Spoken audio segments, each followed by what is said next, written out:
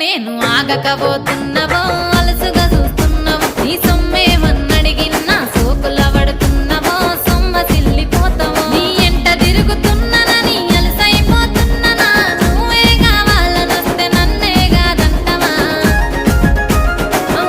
పిల్లగా పిల్లగా యహో పిల్లగా ఎంకటేశు చూడకపోతుంటవో కానకపోతుంటవో నా పిల్లగా ఎంకటేశు చూడకపోతుంటవో కానకపోతుంటవో